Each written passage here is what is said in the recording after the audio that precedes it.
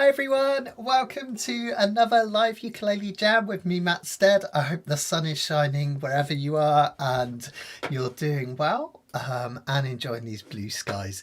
It's gone pretty sweltering here again today. I woke up, both of us this morning, thinking, oh, it's going to be quite a nice chilled one today, a lot cooler, and then it's got like more and more hot as the day goes on. So it's all fun. And poor old Indrani's been bitten by a horsefly, sweltering over there. Sounds like it's all happening, doesn't it? So my goodness. Hope you're all doing well. So we're gonna appreciate Mother Nature tonight, and we're gonna do a couple of really sweet songs, both of them with the title Songbird, which is great. Oh, 30 feet, 3 degrees over there in Germany. Goodness. Happy to be back in the Kanikapila groove. Looking forward to these tunes and hearing about Bobby as the Sheriff of Nottingham. Oh, thanks, Tim. Yeah, last week we had the week off because it was Bobby, my son's school play. And he's going from primary school to secondary school. For any Americans that we've got here, that's like, I guess it's like high school to, no. Oh, I'm not sure now. Not sure what you call it over there. Anyway, he's 11 years old and he's going to big school. So it was his very last school play at primary school, and it was fantastic. They did a lovely version of Robin Hood, which was really funny actually. And he got to play the Sheriff of Nottingham, and I think he really enjoyed being the baddie, which was really nice. And it's so sweet because Bobby can be quite shy, but he really got into it and used his loud voice and everything. So yeah, Leslie's tuned in from Peterborough, Canada today, rather than Rhode Island. Wow, that sounds mad, really. You'd imagine it'd be cooler when you go up to Canada, wouldn't it? But as Karen was saying, Leslie, it's warm up there as well, isn't it? Okay. Good luck with your singing lessons, Sarah. Hope you're doing well. Okay, so as I say, we've got two songs tonight, both called Songbird, but both from very different artists. So we've got Oasis for the first one, but it's a really sweet Oasis song written by Liam Gallagher on an acoustic guitar. And then we've got the classic Songbird, Christine McVie's famous song from Rumours and Fleetwood Mac. And we're gonna do a really sweet version of that with a bit of finger picking, which should be really lovely. No, he didn't cancel Christmas, Indrani. You're right. He loves it too much. Loads of Canadians tonight. I love that. Fantastic. Hi, Laura. Okay, so what I'll do is I'll just before I bring the song sheets on, I just wanted to say about a couple of events that we've got coming up. Sorry, just going to there we go. Just going to bring up a couple of things on screen. First of all, just a quick reminder, we've still got tickets left for the Ukulele Festival of Great Britain, if anyone's interested and they'd like to come. An amazing lineup. We've got Daniel Ward, Sage and Zaza, Heidi Swedberg, Langley Ukulele Ensemble playing their debut performance. You might have seen them on the Mighty Uke. Absolutely incredible. Loads of amazing raffle prizes. All of the workshops are up now, so head over and grab your workshop places if you haven't done already. Brilliant vendors. There's going to be some absolutely amazing things this year, so check that out. That's all on ufogb.com. That's a really easy one to remember. Let me just type that on, because the original festival website had a really long Ukulele Festival of Great Britain address, but now all you need to do is just type that in and it'll take you there. Hi Harry, hi David, hope you're doing well. Hi Anthony. It's pretty warm down here, Anthony, but it's I'm not complaining. It's all good. Hi Jan, hope you're doing well. Oh, I'm overlapping people. Let me just take a couple of these out. There we go. And as Harry's here, we should mention the cruise, which is run by his wife Donna, and Harry, of course, helping out massively. And this is our itinerary for next year. Super excited. There are still some discounted places available on this. In fact, Donna emailed me today, and then it's going to be advertised in Ukulele magazine. So if you're thinking of coming along, try and get your deposit down soon. Get in touch with Donna and get your name down because we don't want you missing out. It's going to be a fantastic cruise. I absolutely cannot wait. The highlight of my year, honestly, and I say that just completely genuinely. Me and the family absolutely love it. You get to meet Sandy and Bobby and Sharon as well, and a hangout of me for a week on the Caribbean seas. So really, really looking forward to that, guys. One last one that I wanted to mention, just in case anyone's interested. There's still a few tickets for the event that me and Matt are running next week. So this is Matt, who runs the Spanish Ukulele Retreat and the Awesome Ukulele Academy. He's a lovely, lovely guy, and he's put on this live event in Birmingham. We're having it at the Eagle and Ball in Gospel Street in Birmingham. And basically it's an all-day ukulele event. I'm going to be teaching a fingerstyle workshop where I'm going to teach you how chord melody works and look into lots of details about how to make it sound best. Matt's going to be running some other workshops as well, some masterclasses, and we're also going to have some performance opportunities for you guys to play some open mic slots if you're interested. So there are still places available, not just north of Birmingham city centre. Really nice place, pizza included as well. I mean, what's not to like? Hi Shay, I hope you're doing well. Fantastic. Okay, brilliant. Right. And Anthony's coming as well, so you get to meet Anthony and John as well if he's there. So that's going to be fantastic. Okay. Right, let's have a look at tonight's sheets then. Bring the sheets on. Now, this first song, believe it or not, you can play the entirety of this first song using one chord and your little finger. And that's all that you need to do. It's really, really simple. And sometimes, like, the simplest things are the most effective. I really, really like this one.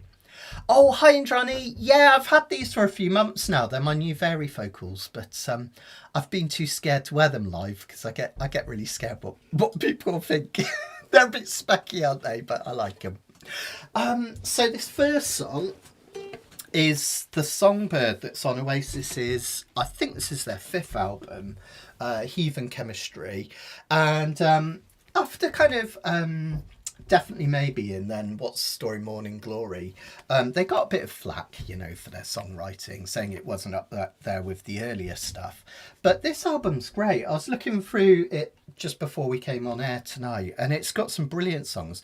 The Hindu Times, which is great, Force of Nature, Hung in a Bad Place, and then side 2 of the first disc you get Stop Crying Your Heart Out, Songbird, and Little by Little, which is an amazing run of songs.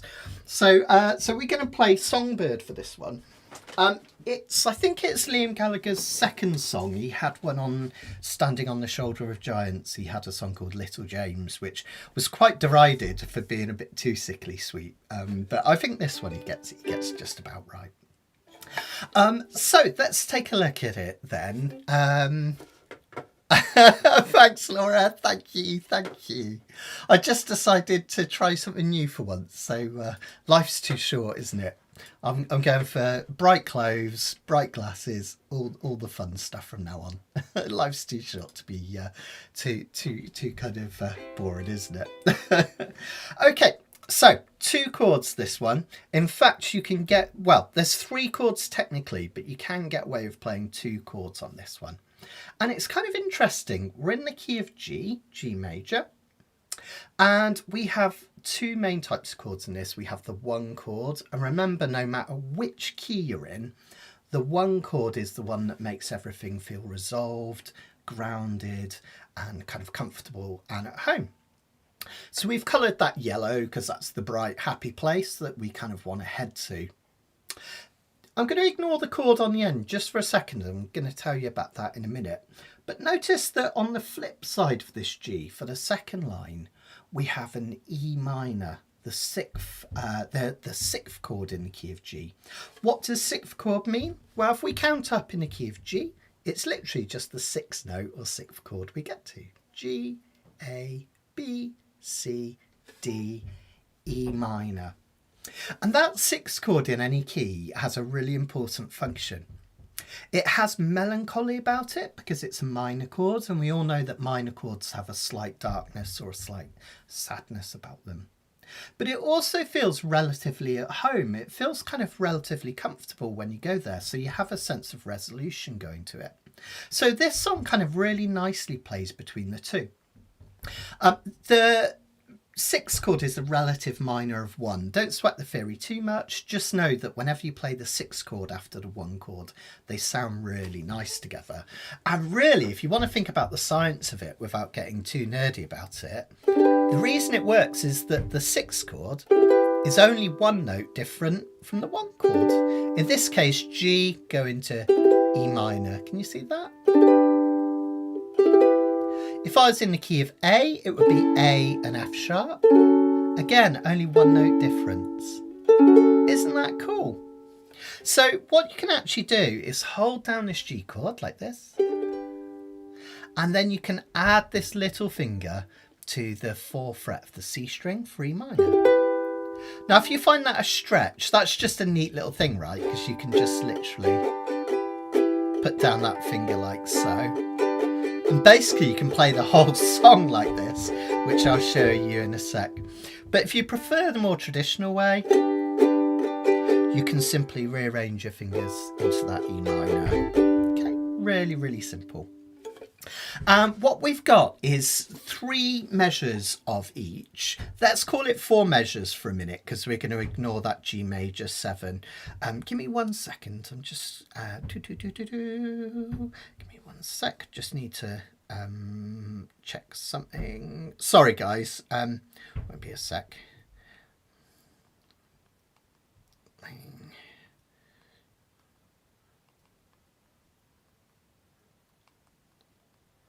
There we go. Sorry, I was just texting my little boy to tell him to stop playing football against the wall, because I don't know if you could hear that.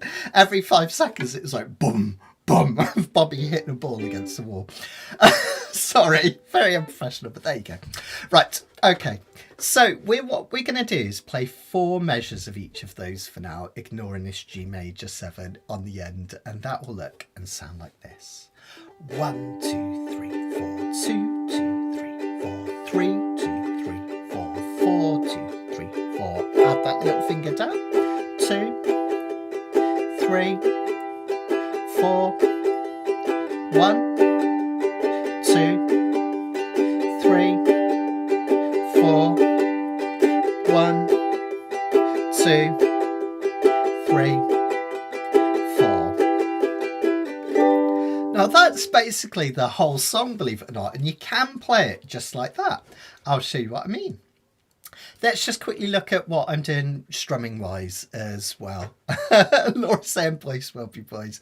He's really got into his football because of the World Cup, but it's a bit distracting when it's banging against the wall every 10 seconds.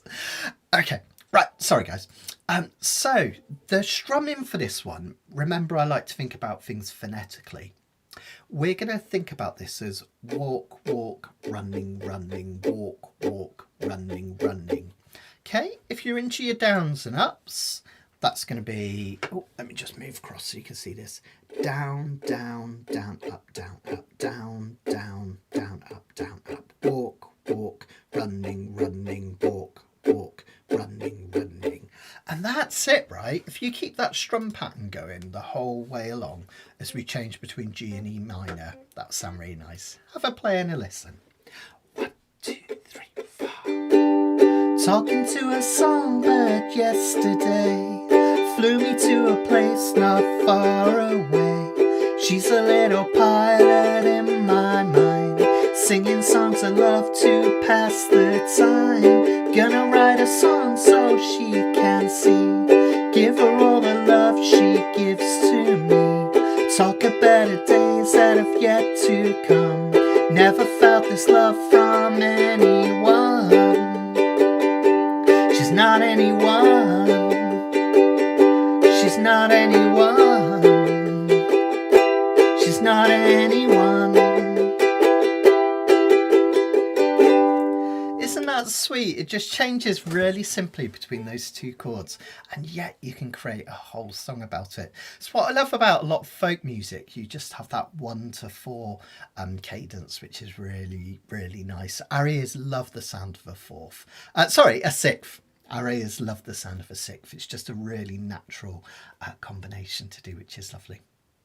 Now, what we can do to make it more interesting, and Liam does this on an acoustic guitar, is to add an extra note to one of the chords to make it even more interesting. And you'll see here, if you have a look on this focus on technique, you'll see what's happening clearly, and I'll talk you through it. Let me come in on close cam so you can really see. Let me just move this down a little bit. And Indrani, nope, don't worry, that E minor chord is the way it is. I'll show you why in a sec, because that's kind of interesting in itself, actually. But this is what happens in the full Oasis version. We have this G chord held for 3.5 measures. Then we go to a G major 7. Now on a guitar, on the top couple of strings, that will look like this. They just literally just move up and over like this. If you watch kind of Liam or Noel playing this, that's what's happening. On our uke, we're going to do it on the E string like this, okay? And you'll notice we get this kind of, it's often called line cliche, that little mini moving melody that goes like this. Have a listen.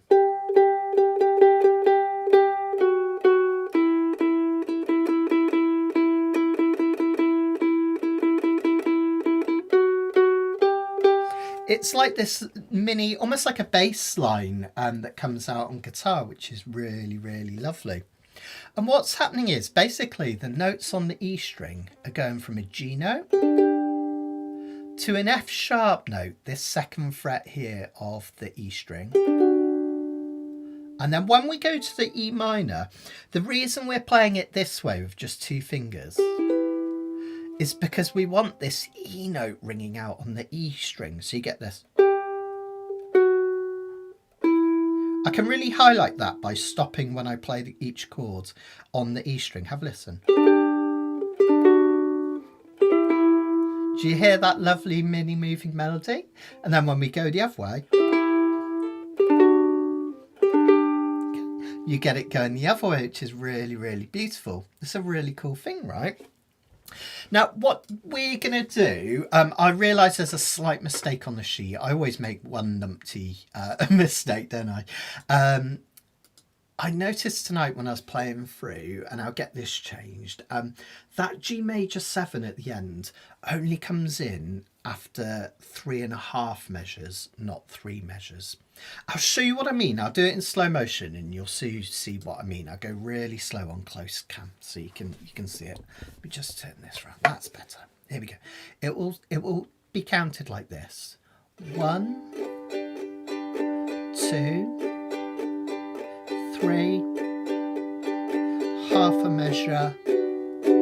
1, 2, 3, half a measure. So it's just a half measure passing chord. If you want to count that with numbers, that will look like this. 1, 2, 3, 4. 1, 2, 3, 4. 1, 2, 3, 4. 1, 2, 1, 2. 1, 2, 3, 4. 1, 2, 3, 4. 1, 2, 3, 4. 1, 2, 1, 2. Like so. Okay. Take a bit of getting used to. Remember, you can just completely miss out that G major 7 chord if you find it tough. It's absolutely fine. Don't worry about it. Let's play that around a few times so you can join in with me and see if you can learn the timing as we go. I'll stay on close cam. 1, 2, 3, 4. 1, 2, 3, 4. 1, 2, 3, 4. 1, 2, 3, 4. 1, 2, 1, 2. 1, 2, 3, 4. 1, 2, 3, 4. 1, 2, 3, 4. 1, 2, 1, 2. 1, 2, 3, 4. 1, 2, 3, 4. 1, 2, 3, 4. 1, 2, 1, 2. See? Here it comes. Notice that when I'm strumming there, when I do the 2-beat chords, that G major 7, I'm just strumming down twice, just down strums. So you get this. Whoops, sorry, just to kind of make it a bit more simple. So when you do that G major 7 chord, just do 2 down strums. It makes it a lot easier. Interestingly, I'm glad Indrani mentioned it, but the E minor that Indrani was asking about, you know how we normally play it with 3 fingers here? And we're altering it so we get this E note on the E string. I don't know if you knew, but this is kind of interesting that this is actually a perfectly valid E minor chord. I haven't really thought about it until I was really looking into it for this song, because the notes that make an E minor chord are E, which is this one here. Then we have G, and we've got one here. We've also got one here. And then we have a B note, which is this one here. So E, G and B. When we take this finger off, because it's on the E string, we get another E. So we've still got E here, we've got another one here. We've still got a G because of the top string, and we've still got a B. So believe it or not, if you ever struggle with E minor, you can play it as a 2-finger version if you like to. I like the sound of this one better, but in this song we want that really nice open E. That's what's going on there basically. And all you do is you just play that through the whole song. I'll do a couple of verses also so you can see how it works, and just watch my fingers as I go. Join in if you feel comfortable. 1, 2, 3, 4. Oh, sorry guys. 1, 2, 3, 4. Talking to the songbird yesterday, flew me to a place not far away. She's a little pilot in my mind, singing songs of love to pass the time. Songs so she can see, give her all the love she gives to me. Talk of better days that have yet to come, never felt this love from anyone. She's not anyone. She's not anyone. She's not anyone.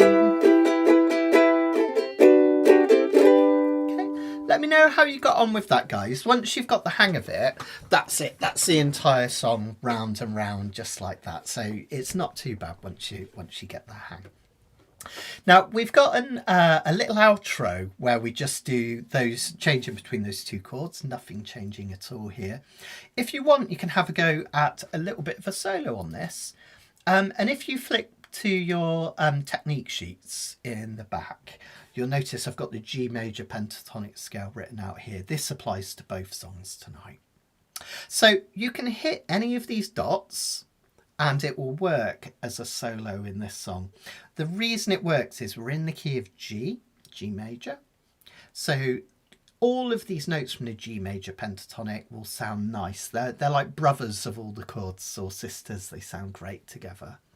And the same with the E minor pentatonic. If you can see that diagram, I know it's a bit hard to see on the screen, you'll actually notice it's all of the same notes. E, G, A, B, D, E. Same notes, just different order. G, A, B, D, E, G. Same notes. So you can pair them up and you get these 2 lovely little patterns.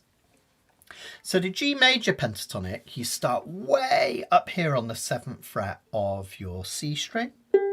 Notice we've got a little gap going up to 9.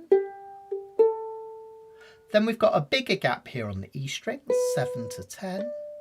And same again on the A string.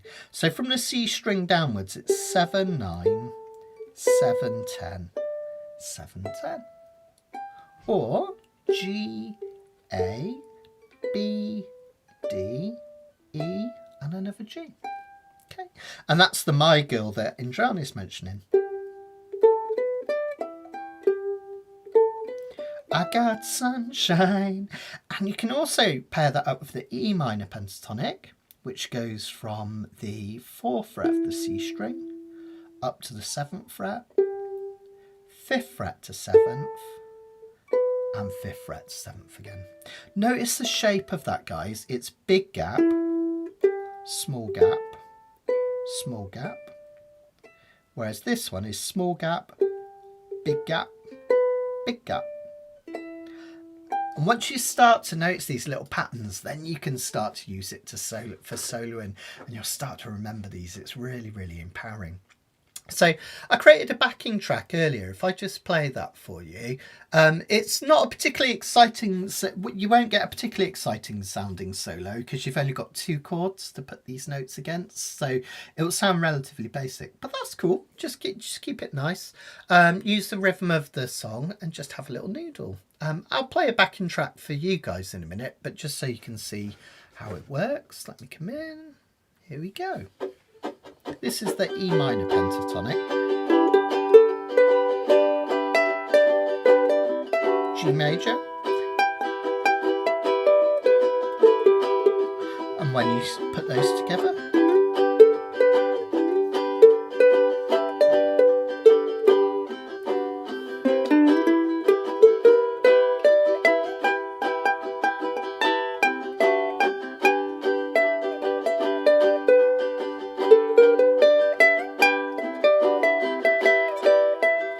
you can get a really sweet solo going. So let's do that. I'll be your backing band and just have a little try of playing around with that, those 2 lovely pentatonic shapes, and see if you can get a solo going. Remember, you don't have to use all these notes. Maybe just pick a little box out of that that pattern and give it a try. Okay, here we go. 1, 2, 1, 2, 3, 4.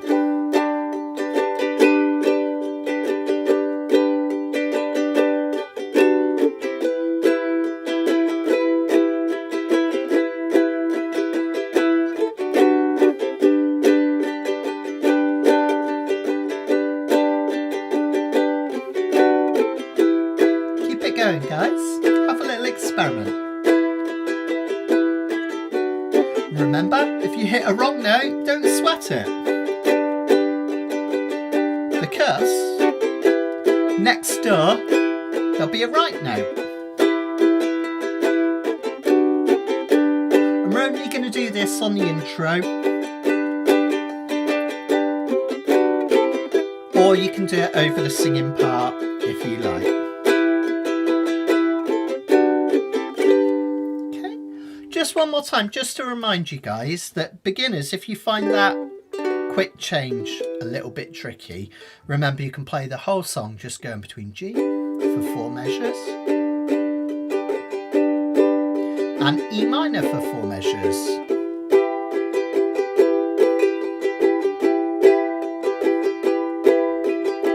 And just change in between the 2.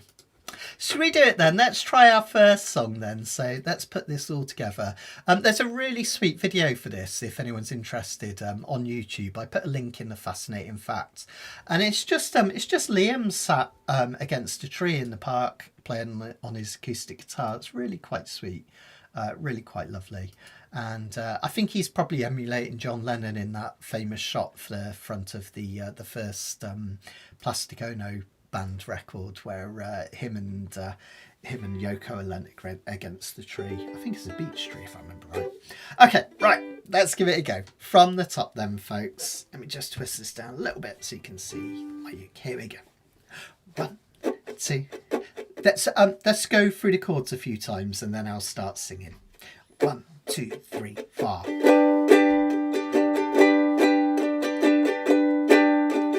1, 2. 1, 2.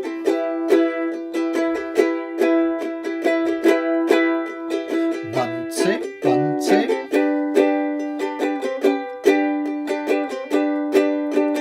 1, 2. Just keep that going, guys.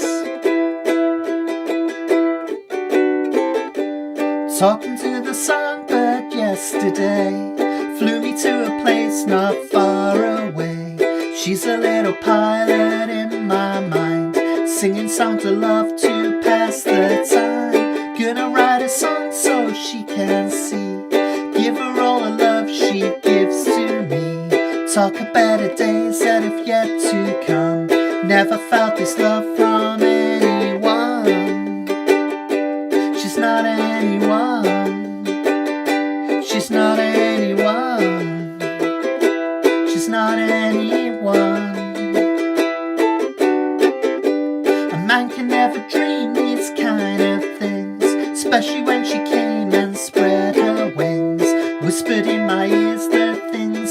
like. Then she flew away into the night. Gonna write a song so she can see. Give her all the love she gives to me. Talk about the days that have yet to come. Never felt this love from anyone. She's not anyone. She's not anyone. She's not anyone. Try a little solo, guys. Hit those pentatonics. Or strum with me.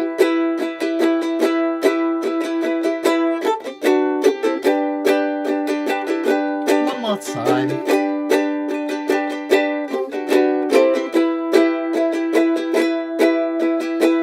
Slow it down.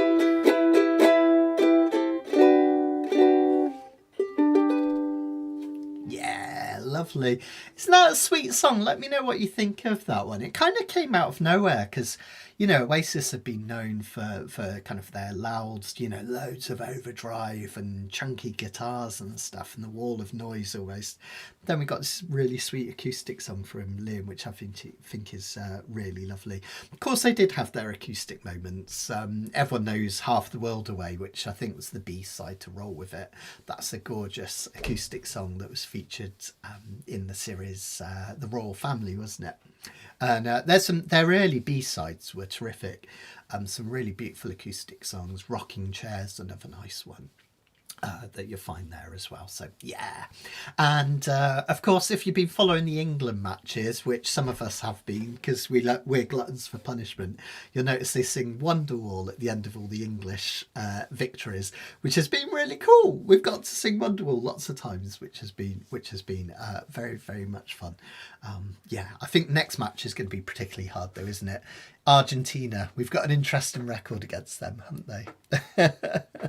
Okay, that switch is a bit tricky, definitely, Indrani. So let's have one more time going through this and see if we can put this together.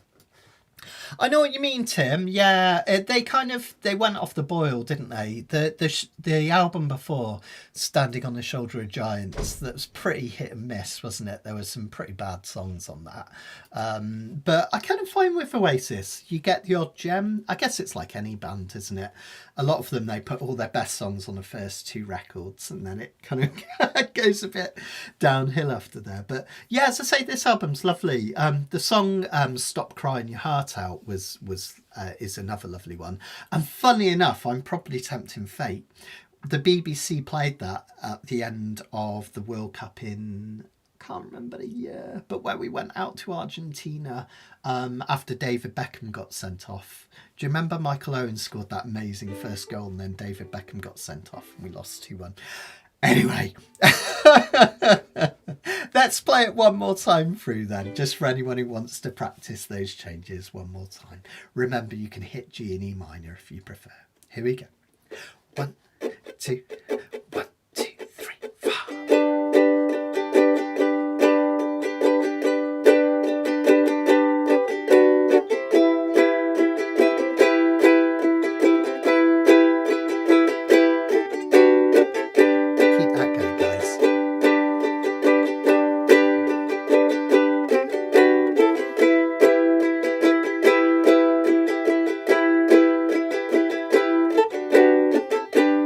Talking to the songbird yesterday, flew me to a place not far away. She's a little pilot in my mind, singing songs of love to pass the time. Gonna write a song so she can see, give her all the love she gives to me. Talk about the days that have yet to come, never felt this love from anyone. She's not anyone. She's not anyone. She's not anyone. A man can never dream these kind of things, especially when she came and spread her wings, whispered in my ears the things I'd like.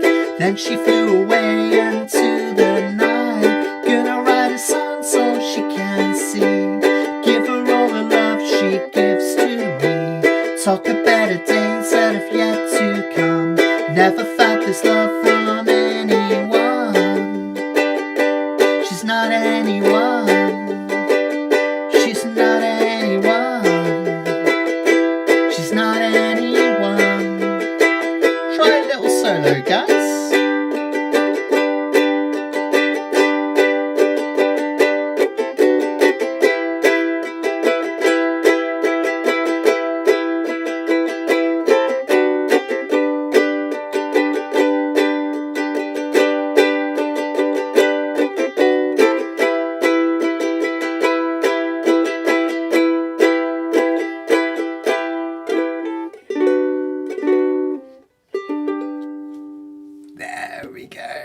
Fantastic. Brilliant, brilliant. So let me know what you thought of that and how you got on. David, for the all three being played before the major 7 bar, that's your G major 7, that one. So G major 7, and then that E minor. But what you can do is just four measures of each G and then E minor. 1, 2, 3, 4. 1, 2, 3, 4. Or with the change. 1, 2, 1, 1, 2, 1, 2. Like that.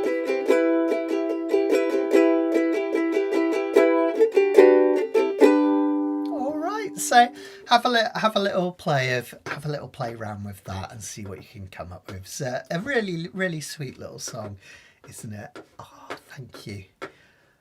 More about the scandals they caused in their songs. Yeah, they were pretty naughty boys, weren't they? Definitely.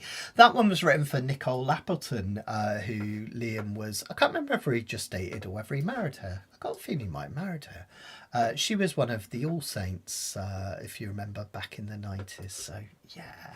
Thanks, Leslie. Thank you. Thank you. Okay. Harry and Indrani aren't big. You can't say soccer. Football. I'm big football fans.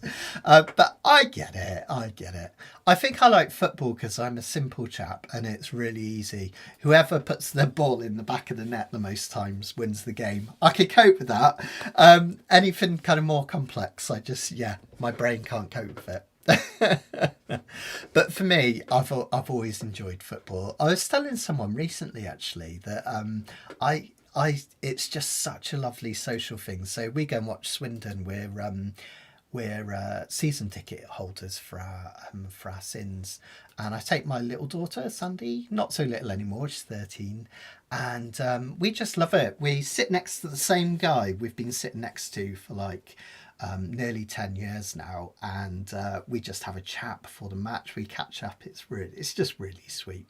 But as I was saying to friends the other day, it's one of the few times in a week where I just don't think of anything. You know, when you got all those worries, have I paid for this? What am I doing next weekend? Or did I get that right? You know, it's one of those just hours, 90 minutes in the week where all you think about is, does the ball hit the back of the goal? And that's really freeing. So that's why I love it, just in case anyone wonders. So, yeah. Oh, David's saying, yes, all three can come off a bar. Yeah. Good thinking, David. Good thinking. Anthony says, except West Brom, Matt, goals not easy. Well, Anthony, the guy, my friend Craig, he helps out at the festival and at the retreats. He's a Baggies fan as well, and he comes to watch Swindon with me whenever we have an evening match. So I get all the grumbles from West Brom as well. So it's all good. It's no better as Swindon, trust me. But, yeah. Ah, thank you, Laura. Hasn't it been exciting as well with Ferry at Wimbledon? He's been doing amazing, hasn't he? Incredible stuff. Okay, so let's have a look at our next song tonight then. So this is a whole different ball game, right? You can kind of already see we've got a lot more going on. Instead of just 2 chords, we've got all these extra chords.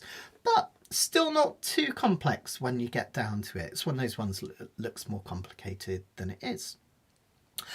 This one's really interesting, right? Because I was talking about this in one of my live lessons, I think, recently, or on the Facebook community.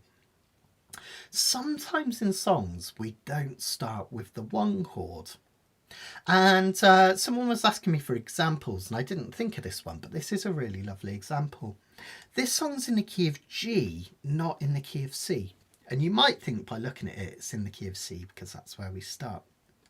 The way to tell a key, if you're not sure, is find the chord where everything feels comfortable and relaxed. Think of the chord that you might play right at the end of a song and it kind of just finishes it. And if it's not there, it doesn't feel finished. You'll see what I mean. If I was to play through a little bit of this song, I'll teach it you in just a second.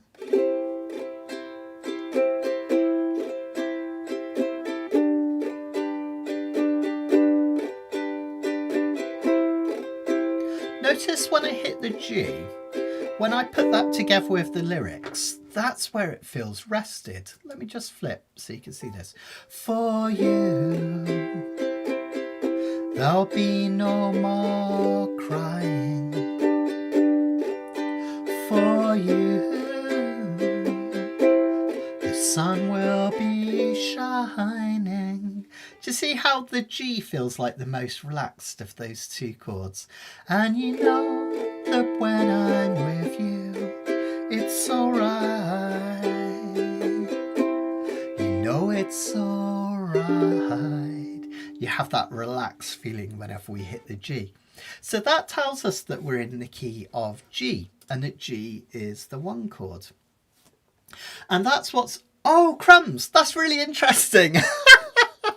Leslie, well spotted. That's really funny. It's, yeah, definitely in the key of G. I must have copied and pasted that from the previous weeks. That's funny after me going on about the fact that it's in G. Ignore where it says C major at the top there on the top left. It should say G major. That's just me being silly sausage. But yeah, that G is the one that feels rested on. So we can kind of feel, we can kind of know that we're in the key of G. Now, the cadence. A cadence is a fancy pants word for one chord leading to another and having some resolution. And this is one of the most famous cadences of all time. The 4 chord, G, A, B, C, going back to the 1 chord. It's called a plagal cadence. You don't have to remember that, but if you're interested, a plagal cadence. All of these cadences have different names. A 5 to a 1 is called a perfect cadence, and 4 to 1 is a plagal cadence. It's often referred to as an amen or amen cadence because it's used in a lot of hymns at the end. If I was playing a hymn in Q tune, Amen. Amen. It kind of comes at a lot at the end of hymns. But it's also something that's used in hymns in a lot of verses where you have the 4 just resolve into the 1. And I think that's why this song has an almost like hymn-like quality about it. You could imagine singing this in church, couldn't you, if you're religious? It's got that kind of feel to it. So that's the opening thing. We've got 2 measures of the 4 chord. Resolve into that lovely 1 chord G.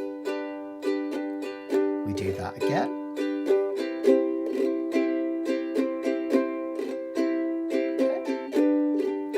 In a minute, I'm going to show you a picking pattern for this one, but if you want to do a really nice gentle strum, which sounds glorious for this, just use your calypso strum. That's your down, down, up, up, down, up. Okay, like this. Down, down, up, down, up, down, down, up, down, up. Or as I like to think about it, walk, running, and running, walk, running, and running, walk, running, and running. People often get stuck on this strum because it's really tricky, isn't it? Because it's got those 2 ups in it. Just one little quick tip if it helps anyone. And this is what all these sessions are about. Sometimes you just pick up one tip and you remember it, and that's brilliant, right? Well, my tip for the calypso strum, down, down, up, down, up, is to do a little windmill after the first half of the strum. I'll show you what I mean. As soon as I do it, you'll see what I mean. Down, down, up, and then windmill, up, down, up. The reason I think that's powerful is it naturally gives you the timing. Down, down, up, up, down, up, down, down, up, up, down, up. Do you see what I mean? It fills in the gap between those two ups. And obviously once you speed it up, once you've got it, you can lose the windmill altogether. But just a little tip on the calypso strum if you find that really tricky to do. If you do find that difficult to strum, you can absolutely just strum up and down on this as well. It won't sound as sophisticated, but it's perfectly fine and you'll be able to play in tune with us, which is great. Di was just saying she was unable to strum the G major 7 with the index on all 3 chords. However, no problem playing using index, middle and ring fingers. Yeah, that's a good thing. This is from the last song, but if you are struggling to do this,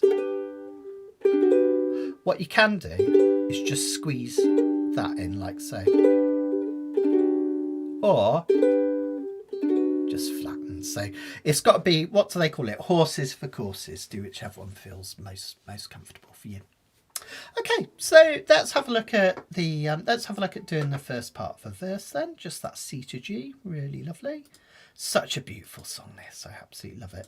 This was off Fleetwood Mac's biggest selling album. You've probably all got a copy of this on CD or on your phone or record. Rumours, just an amazing album, isn't it? I mean, I was talking about that Oasis album having a good run of songs, but how about this?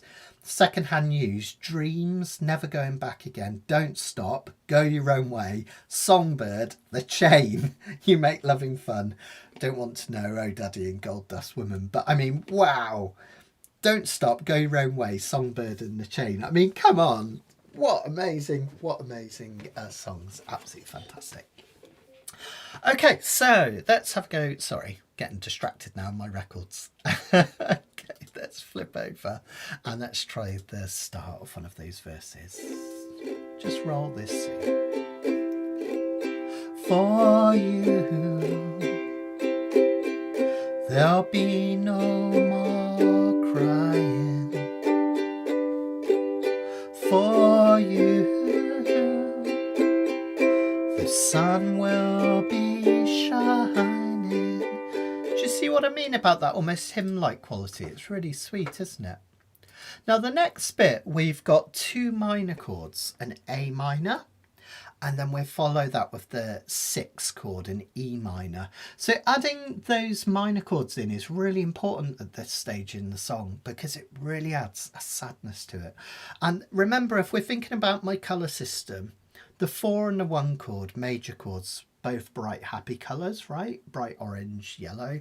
Whereas the 2 and the 6 chord, purple and green, not too dark and depressing in terms of colours, but they have a mellowness about them. And you'll feel it when you hit this next line. So we have that A minor to the C. And then the 6th chord, beautiful E minor. Now you could play it for 2 fingers again, but I'm going to go back to the traditional way of playing it in this song. Notice that when I change to the C, I can keep 2 fingers down if I want, and then back to G. Let's try a whole verse then. I'll bring the next sheet on so you can follow it with the words. 1, 2, 3. For you, there'll be no more crying. For you, the sun will be shining,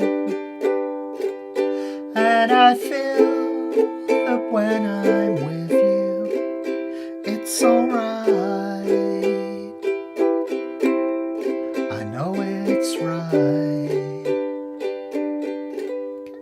Then we have the same thing for the next verse, which is really lovely. Now the chorus is interesting. We've got the 5 chord at the start of the chorus, and that's a relatively unusual chord to start a chorus on. We tend to get the 4 chord or the relative minor, but here the 5 chord creates the tension, and basically you're wanting to go back home. And it's kind of clever. What you're doing is you're going back home to a melancholy home, that green E minor the first time. And then you go back home, but the second time you go to the traditional, the kind of happy, rested 1 chord. So both of those lines in the chorus have a feeling of going back home, but when we hit this one for the bright yellow, we feel really at home, really relaxed. And notice it makes like a Harlequin thing. Notice we're going 5, 4, and then 6, and then 4, 5, 1. So it's like it's flipped, but it works beautifully. Let's play that for the words so you can see how it sounds. 1, 2, 3. And the songbirds are singing like they know the score. Notice it does feel kind of rested on that E minor. And the songbirds are singing like they know the score. And then when it goes to the G, I love you, I love you, I love you, like never before. It feels really rested because we've hit the 1 chord. Really beautiful, isn't it? Really, really gorgeous and simple. The second verse, notice that the bottom line is different. It looks more complex than it is, but basically when you get to the E minor, we have 2 E minors, then a C, then a D, then a G, whereas here it just goes straight back to G. The first 2 lines here are exactly the same as the first 2 lines. There's just a slight difference in the second verse, which is really nice. Then for the outro, we get the perfect cadence, because a 5th, we call it a perfect 5th. And that's like the most tension followed by the most at home, if you like, which I think is really sweet. Like never before. Like never before.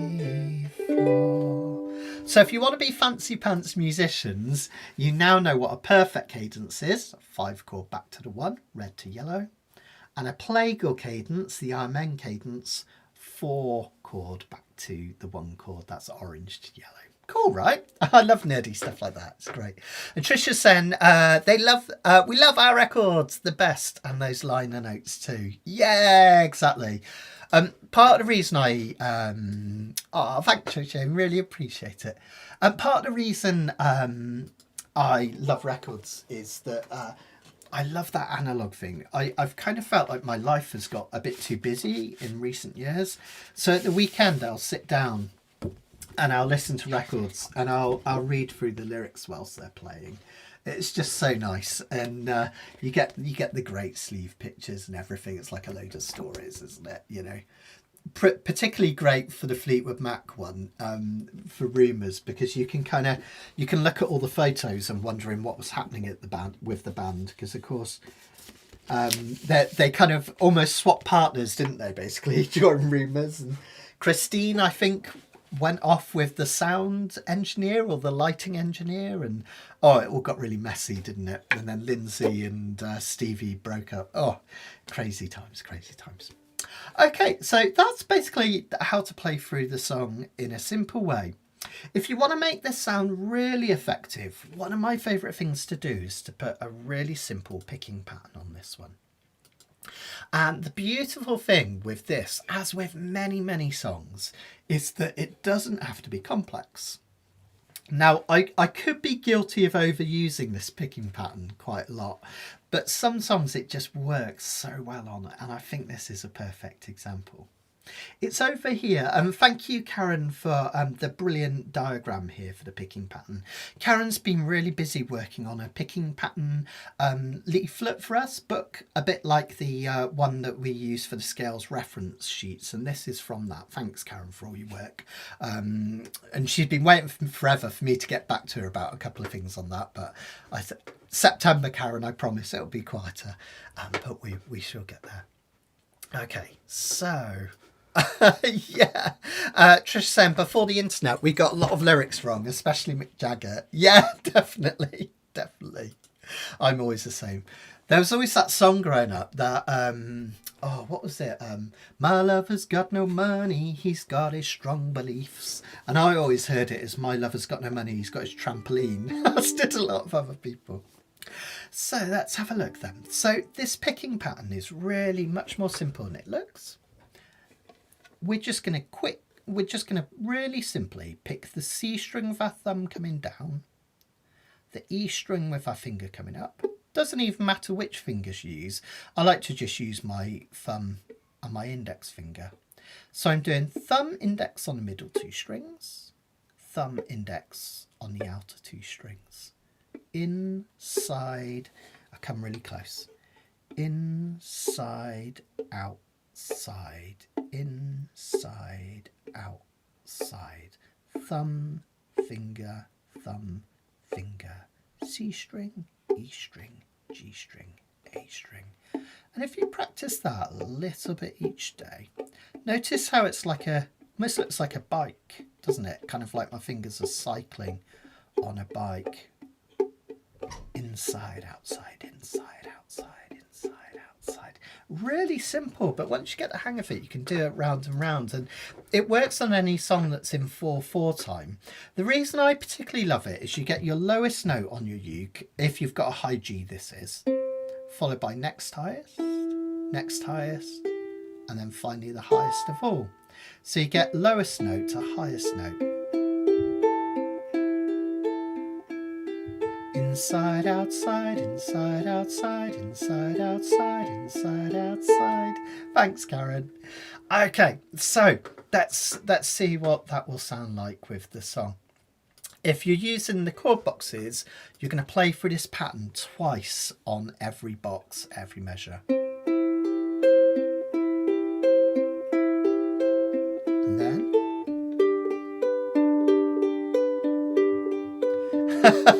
and Troy says, sweet dreams are made of cheese. Who am I to disagree? Very good, very good. Okay. So if I was going to do the opening section, for you, there'll be no more crying. Hear that inside, outside. For you, da da da da da da. For this next line, because the chords are only for a measure each, you're just going to play twice through on each measure. Da da da da da da da da da da da da. Isn't that lovely? I do that with a little bit of the with the lyrics so you can see it. Have a try with me. Inside, outside, inside, outside. For you, there'll be no more crying. For you, the sun will be shining. And I feel that when I'm with you, it's alright. I know it's right. To you, I'll give the world. For you, I'll never be cold, 'cause I feel that when I'm with you, it's alright. I know it's right. I'll just do one chorus so you can hear it. And the songbirds are singing like they know the score. And I love you, I love you, I love you like never before. Isn't that lovely. So really, really great one. Pam's taken the words. You took the words right out of my mouth. Great piece to practice picking on. Chords are so familiar. Sounds great too. Yeah, absolutely. It's a lovely, lovely, lovely one to do that. Thanks, Lance. Really appreciate that. Thank you. Thank you. Good to see you again, mate, as well. Good to see you. Fantastic. Okay. So let's piece this one together. Now, there's a very, very short space here on verse 2 where you can do a little bit of a solo if you'd like to. We're in the key of G, remember, even though it looks like C because of that first chord, we are actually in G. So you can still use those same two patterns that we use in the first to do a little solo on. Let me line up a thing. Now this one sounds really nice if you take it really slow and steady. So you don't have to do anything too crazy. Just a few notes at a time. Something like this.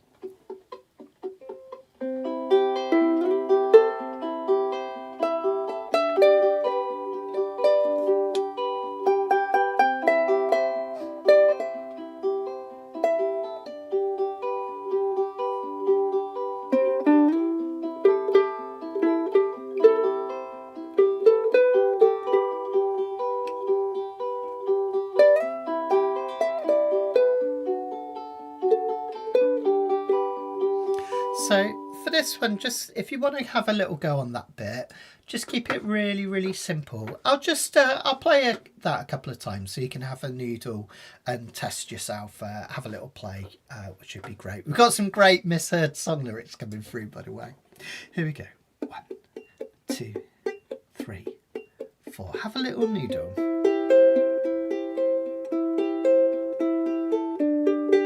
Hit those pentatonic notes.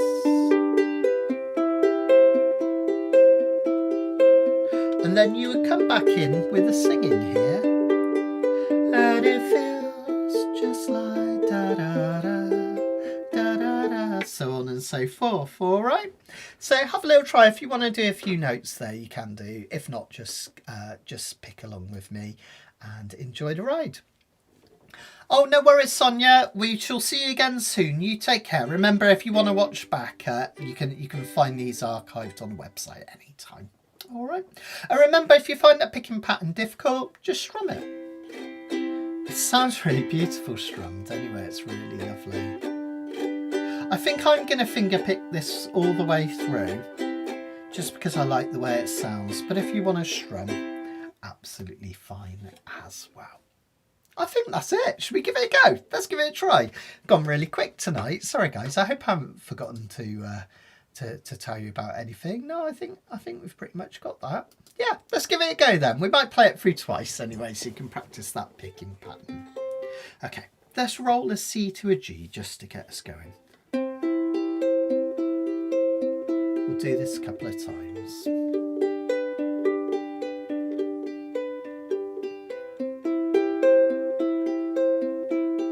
Then we'll have a little Q&A at the end.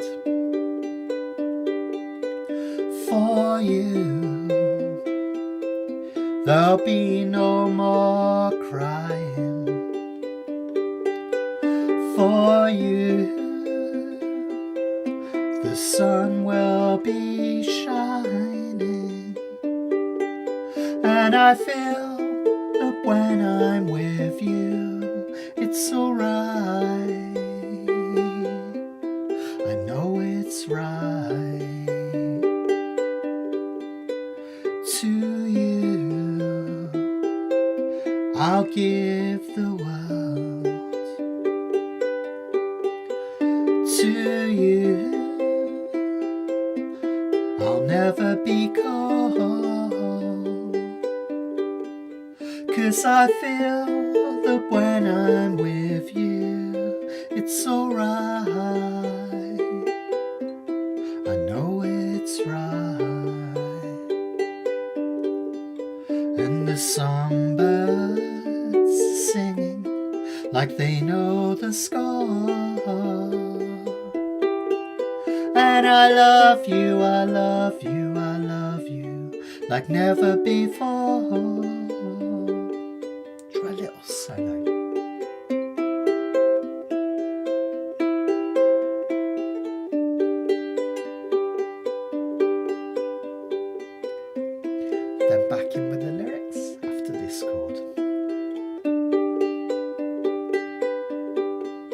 And I wish you all the love in the world. But most of all, I wish it from myself. And the songbirds are singing like they know the score. And I love you, I love you, I love you like never before. Like never before. Like never before.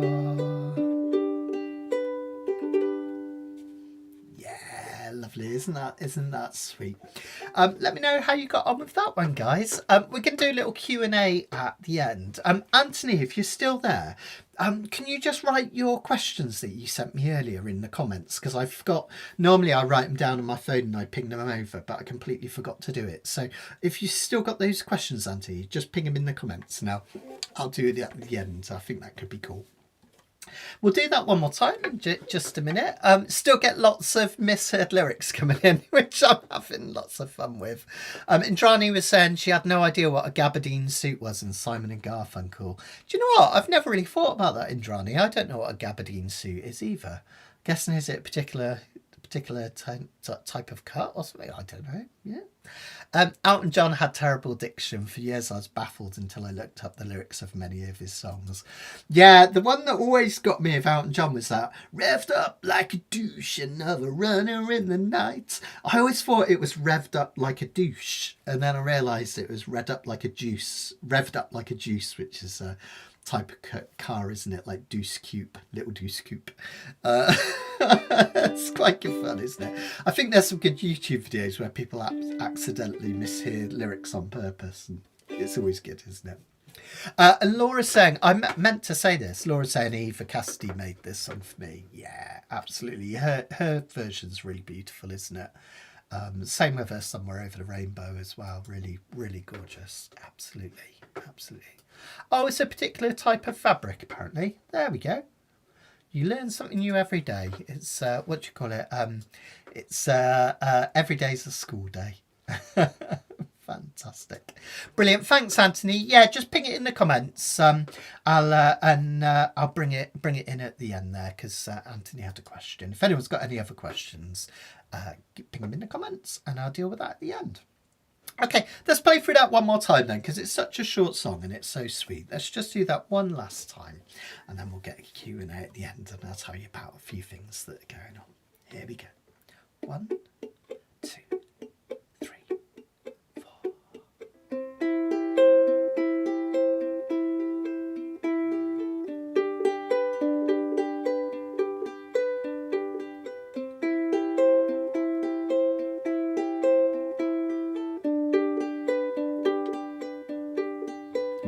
For you, there'll be no more crying. For you, the sun will be shining. And I feel that when I'm with you, it's alright. I know it's right. To you, I'll give the world. To you, I'll never be cold. 'Cause I feel that when I'm with you, it's alright. I know it's right. And the songbirds are singing like they know the score. And I love you, I love you, I love you like never before.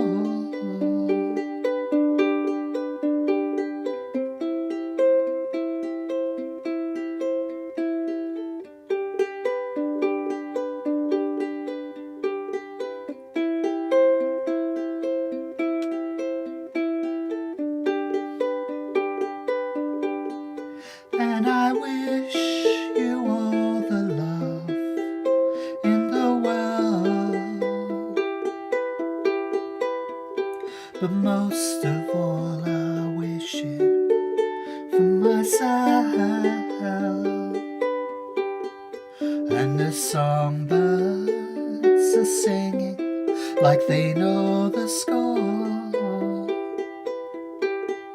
And I love you, I love you, I love you like never before. Like never before. Like never before.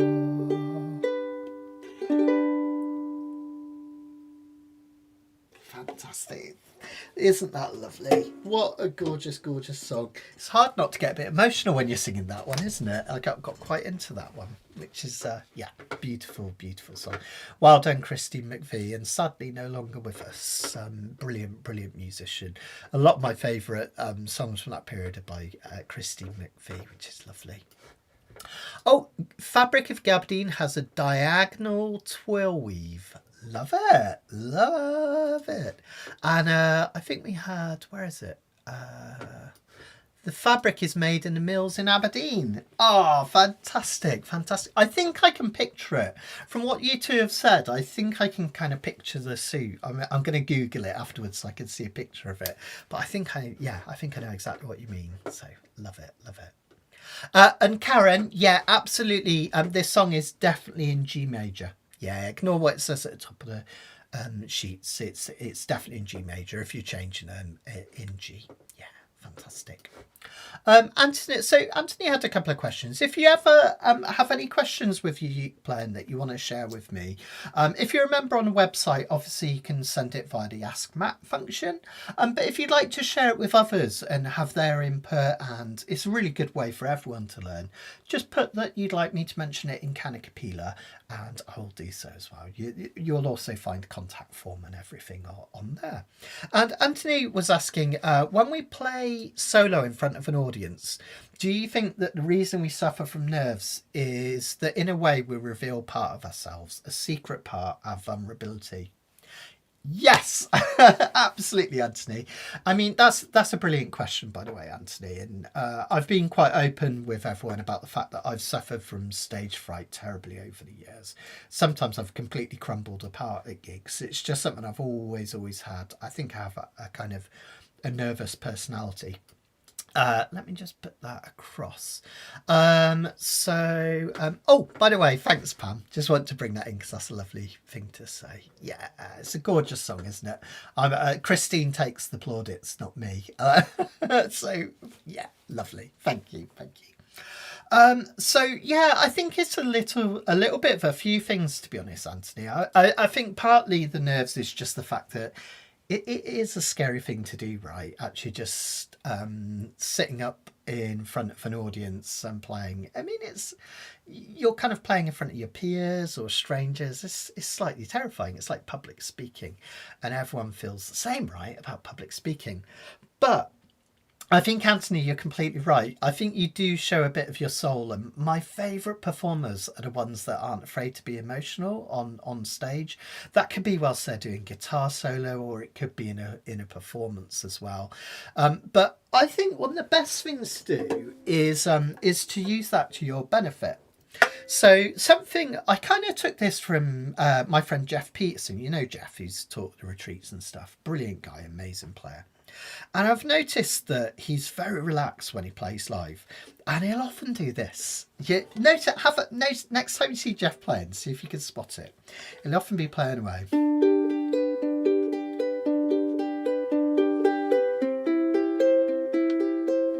and he'll just close his eyes, breathe and smile into the music. And I always found that such a lovely thing in Jeff, and I've tried to bring that into my own playing. When you relax, you show your emotions. I think it's a better performance. But I do agree that's kind of that's one of the things that makes it so difficult at times, or kind of feel so intense. But use that to your benefit. What you can do is, if you're really nervous at looking at an audience, particularly sometimes the smaller audiences are the scariest because you can see every face. They're right in front of you, right? Just try and get into your own little space. Imagine you're sat at home in the lounge. You could even look down, because that just makes it look as if you're melancholic, which isn't a bad thing, right? Just try and lose yourself in that moment. And if you make a mistake, don't worry about it. Because when people see you playing, most people I find, including myself when I see other people playing, is they want it to feel honest. And I would rather see someone playing honest and badly than someone showing off and noodling and their passion isn't in it. They're just kind of showing off. So don't be afraid to show that vulnerability is what I'm saying. Bring it out when you're playing, and that's a really, really nice thing to do for sure. Karen saying could be lack of preparation. Absolutely. Generally, you've probably heard me saying this when we've talked in lessons and things with various things like on Wednesday afternoons and that. Normally, when we go wrong when we're playing ukulele, it's panic. It's not because we're not kind of we're really nervous or for a bag of nerves and things. Often it's just that sheer panic, and that's because the piece isn't totally ingrained yet. So what I've started doing in more recent years, the classic example of this was last year's Shriekfest, when I was abysmal because I prepared a set and I had it down and I could do it from memory perfect. Then I decided at last minute I was going to play all Beatles songs, which I hadn't learnt yet. I was reading off my iPad. Then my iPad didn't work, so I was completely screwed, basically. And I should have just gone back to the songs that I knew off by heart. I didn't, and I was a bit awful. So ever since then, and other gigs, I've always made sure that I have my set list down a month in advance and I practice the heck out of it. Basically, you practice not to a point that you get it right. Practice it to a point that you can't get it wrong, and that really helps for sure. So that's another good way of doing it. So yeah. Anthony says, just a thought too philosophical, but I have no problem with karaoke, but ask me to play you, can I go to pieces? I think that's probably two things, Anthony. First of all, when you're doing karaoke, particularly if, I know because of your taste, particularly if you're doing Roxy music, there's probably a part of you where you're in another character. You're kind of, you are Brian Ferry, or you are, I don't know, Freddie Mercury, whatever it is. Like, it kind of feels like almost like you're playing a part, and maybe that's a bit less nerve-wracking. Whereas where you're being yourself, something you've written or something that you really care about, it can maybe be a bit harder, but at the same time it's more beautiful, right? People will appreciate it more. So I think, yeah, there's an element of that. Also, the element of ukulele, it's tricky, right? Because there's an added element you're having to think about, your strumming, picking, timing, all of those things, the way you're sat, other than just singing. So it's probably a bit of that. So absolutely, yeah. I'll go to the low G one another time, I think, Anthony. Can you remind me about that? And I'll talk to you about it on Saturday, and we'll maybe squeeze that one into next week as well. Shosho's saying, question about picking. When I pick, it sounds very floaty. Oh, thank you. So it's probably just the way I do it. Let me just bring that in. These are great questions, by the way, guys. Okay, so I guess maybe the thing is with the picking is to make it really nice and natural. What I tend to do is I pull these fingers in towards the palm of my hand. The reason I'm showing you that is what it does is it kind of allows the note to ring out as you hit the next few. So if I do a G chord and I play the middle two, notice that by the end of that pick, all four are ringing out. If I accidentally touch one of the strings, it kills it dead, look. So try and keep that cycling going.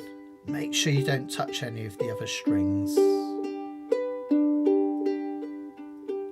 Try and get into as rhythmic a pattern as possible, just relaxing into it. And remember, you can practice these things dead slow. but I think it's that cycle. When I had a tennis coach back in the day, it sounds like a bit of a weird analogy, but when I had a tennis coach back in the day, he always used to say hit through the ball. So a lot of tennis players, they hit the ball and they stop, and that creates a certain kind of spin. You know, it can be useful for backspin and things like that, but it's not a natural hit. Whereas if you hit through the ball and you keep that arm going, you get a more natural hit. And I know it sounds crazy, but it's the same thing with this finger picking. So you don't want to hit the string and stop. Pick through the string. Keep it really natural like that, like you're just kind of cycling. And that would make a nice kind of smooth finger picking pattern for sure. Oh, Laura, do it! You should do it. Everyone gets scared, but it's amazing. You know, it can be a bit of a terrifying thing to do, but it's great to share your playing with everyone. And I think it's really good. I think it's really encouraging to share. So yeah, totally get that though. Rebecca's saying, when's the best time to send you questions or videos for the monthly club? Is there better timing for you since you can have busy times? Best bet, to be honest, Rebecca, if you send them just a few days beforehand, just because they're more likely to stay present in my mind and I'm less likely to forget about them. So yeah, just maybe 2 or 3 days before. So I think the next Uke Club is August the 5th. It's around then, isn't it? So maybe if you send them at the start of August, that'd be fantastic. The other thing that would really help if anyone's sending in questions for the monthly Uke Club, just make sure in the email or the Ask Matt that you put the title that it's for that, because otherwise I'll reply to you straight away, which is obviously useful. But if you want it asked at the monthly club, if you just put that in the title, that really help me as well. So yeah, thank you. Thanks, Rebecca. Shosho's saying, when I pick, it sounds like discrete notes. Yeah, I think it is that cycling thing. Shosho. Just really kind of concentrate on picking through those notes. And you can do it with any pick pattern. So if you come in top to bottom as well, notice how much that finger moves in towards my hand. The other thing that might make a difference is, obviously I've got my nails. You don't have to have super long nails like this, but if you give them a kind of crescent shape, it means that as you hit the string, the string slides along the nail, which makes it a softer sound. And in fact, if I come kind of at this angle and I pick, you'll hear it sound more aggressive. Whereas if I angle my finger like this, and I play on the ramp of those nails, softens everything. So remember that 45 degree as well. We don't want it to be like this or like this. I mean, this can be nice for flamenco, but nice 45 degree. Play across the ramps and that should help as well. So yeah, absolutely. Oh, that's cool. There, people were talking about Jeff playing, how he shuts his eyes and focuses on the music, acknowledges the audience when he's done. Exactly. Yeah. It's concentrating, and I don't find it kind of a bad thing like some people worry off. You close your eyes. It's kind of, it looks like you're ignoring the audience, but actually you're giving a really honest performance, aren't you? Because you're listening to your own playing, you're really enjoying it. And then Jeff, as always, gives a story behind his music and everything and acknowledges everyone at the end, which is great. So yeah, absolutely. Indrani says practice only helps to a certain point. Unfortunately, she's able to invent ever new mistakes, even in pieces that I've practiced very thoroughly. I know. There's all sorts of things in terms of going wrong, and I do totally get that. Absolutely. I think a few just general practice tips in terms of kind of nerves and things like that. If you're playing a venue or an open mic session, try and get there early. I find if you're kind of relaxed and you've kind of understood what the place is like, you get you know exactly how you're going to play on stage. As you practice, do it exactly as you're playing on stage as well. This is for anyone that is doing an open mic. You might not get up on stage, but for instance, if you know that you're going to stand up at an open mic, practice stood up, because if you practice sat down, when you do come to stand up, everything will feel so different because the angle of your uke is different. You'll feel tighter and more tense. So really think about that as well. And don't forget to breathe. It's something that I'm terrible at. I get chatting to people in the crowd whenever I'm at a festival, and then I go on and I'm like, it's all really last minute and I'm not relaxed. Whereas if I go into, you know, backstage or whatever beforehand and just breathe it out, do some circular breathing, really, really deep, and just kind of really relax yourself before you go on. Even meditation, if you're able to, is a really great way of relaxing before you go on, for sure, as well. So yeah, thanks, Anthony. That's really, really appreciate that. He says, good job, Brian hasn't heard me. Read somewhere he dances like an old man digging rhododendrons. That's so good, Anthony. I can completely picture that now. Oh man, sorry. That's brilliant. Brian Ferry, Anthony's talking about from his favourite band, Roxy Music. That's brilliant. And you do a very good Brian impression, I know, because we did one together in the Eat Room, didn't we? And it sounded cool. So you're absolutely fine. Absolutely brilliant.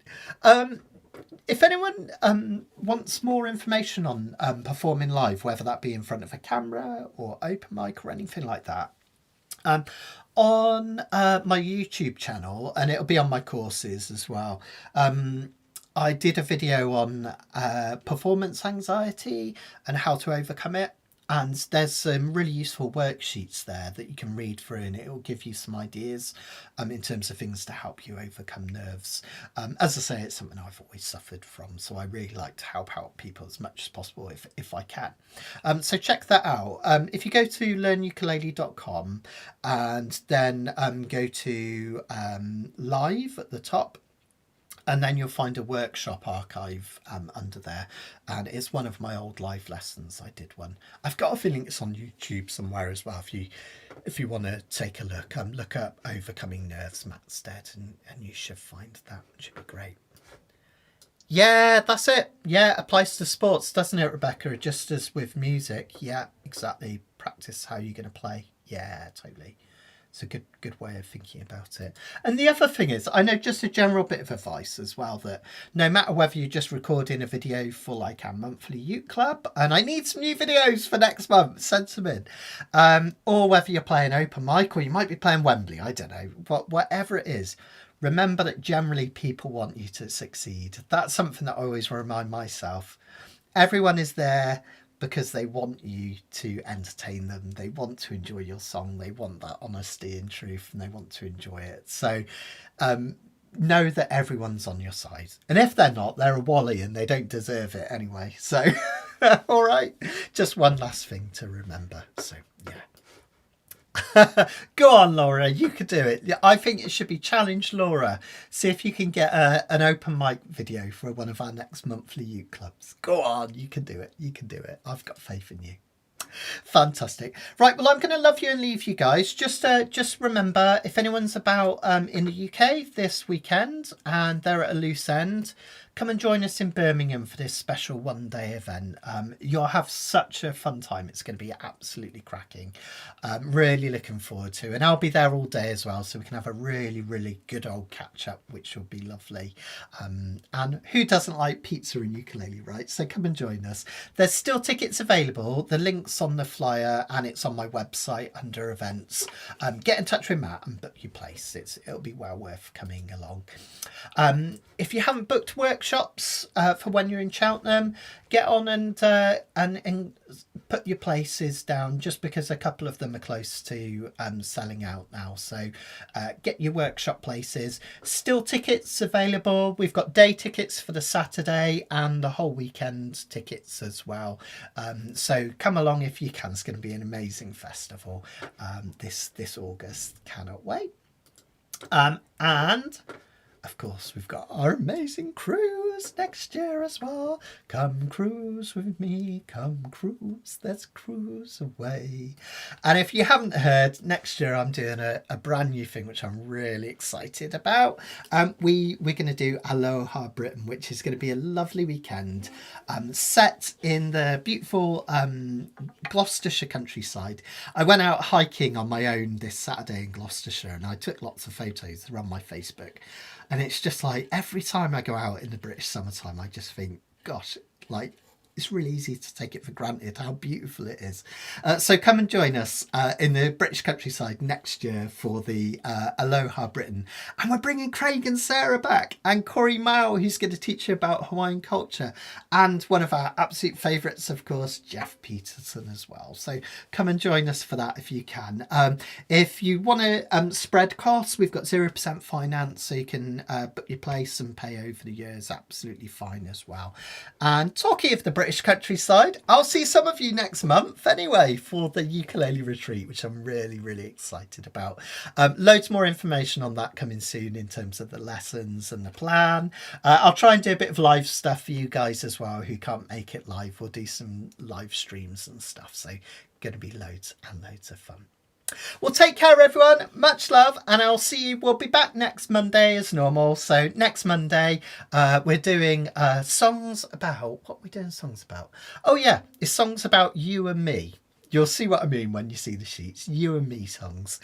And don't forget the monthly Uke Club as well. So many things to tell you about. I need to write them all down, really. Anyway, you know where to look, right? Look on the website. Take care, everyone. Much love, and I will see you soon. Bye.